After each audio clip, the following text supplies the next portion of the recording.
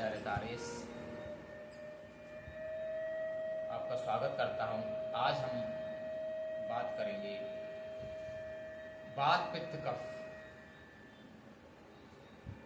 आयुर्वेद में जो रोगों का कारण बताया गया है वो त्रिदोष का अनबैलेंस, त्रिदोष का बीच अनियमित होना, कम ज्यादा होना बताया है।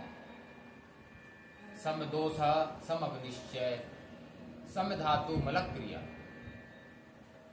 जब आपके वात पित्त कफ और आपकी अग्नियां, आपकी सप्त धातुएं जब बैलेंस होती है शरीर में, तो आपका शरीर निरोगी रहता है, स्वस्थ रहता है। तो वात पित्त कफ ये कैसे बैलेंस रहे? केवल एक चीज है छोटी सी, जिसका यदि हम सेवन करते हैं तो वात पित्त कफ तीनों हमारे दोष सम रह सकते हैं, कंट्रोल में रह सकते हैं, रेगुलेट रह सकते हैं। इसके लिए आपको आंवला हरण बहेड़ा, आंवला जिसको हम सूखा भी सेवन कर सकते हैं अथवा ताजा करें तो सबसे अच्छा है। हरण, जो छोटी और बड़ी हरणें आती हैं उसमें से छोटी हरण हमें सेवन करनी है।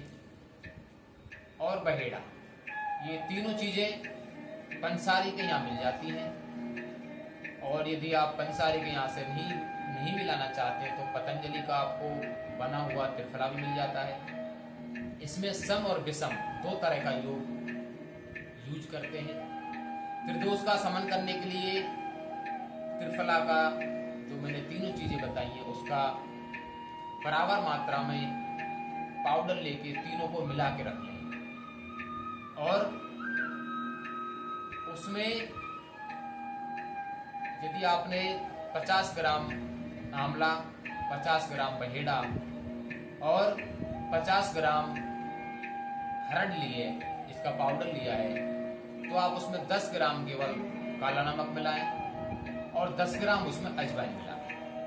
आप इस पाउडर का खाना खाने के बाद सुबह और शाम दोनों समय गुनगुने पानी के साथ यदि सेवन करेंगे अथवा रात्रि को दूध के साथ सेवन करेंगे तो वात पित्त कफ तीनों दोष सम रहेंगे। और पेट तो साफ रहेगा ही, आपकी जो कब्ज है, एसिडिटी है, गैस है, वो तो ठीक होगी।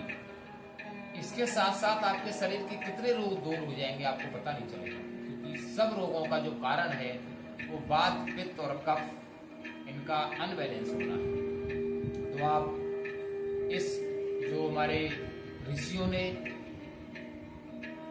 आयुर्वेद में जिसका वर्णन किया है, उस त्रिफला का आप सेवन करें।